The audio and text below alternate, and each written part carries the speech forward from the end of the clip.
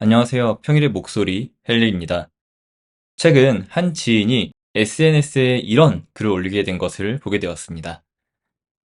약한 사람들에게 공감하는 마음은 착한 게 아니라 약한 거다.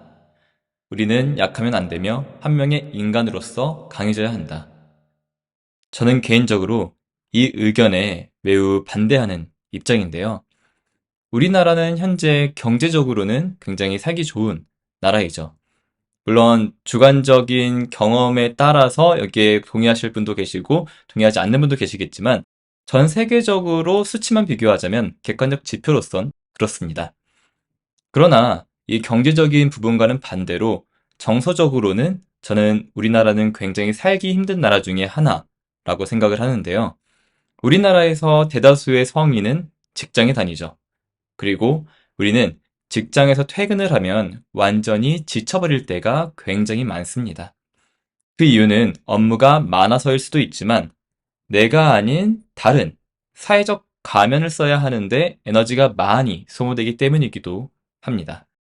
특히 우리는 다른 사람들에게 약한 모습을 보이지 않으려고 노력을 합니다. 강한 모습만을 보여주려고 하죠. 저는 지인의 의견이 우리가 이런 행동을 하는 이유 중에 하나라고 생각을 합니다. 우리는 약함을 나쁜 것으로 취급하는 듯한 경향이 있는 것 같습니다.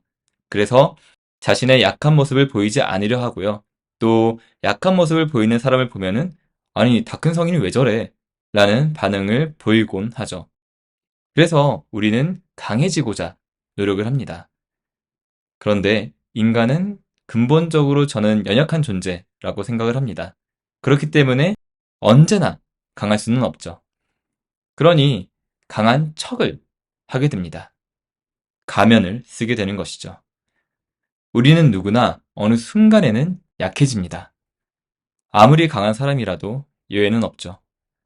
그런데 요즘 우리 사회는 그런 사람들에게 위로와 격려, 그리고 손을 내미는 것이 아니라 오히려 조롱하고 이용하고 또 벼랑 끝에서 밀어버리는 느낌을 받곤 합니다.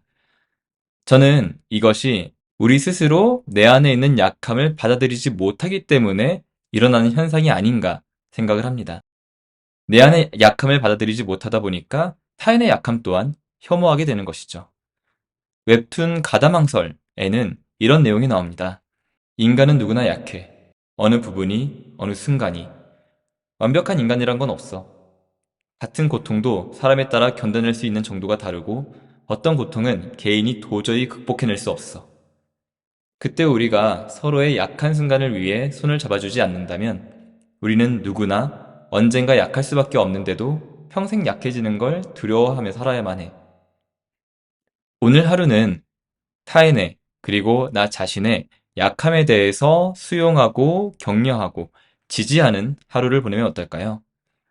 오늘 이야기는 여기까지입니다. 오늘도 평안한 하루 보내시길 바라겠습니다. 감사합니다.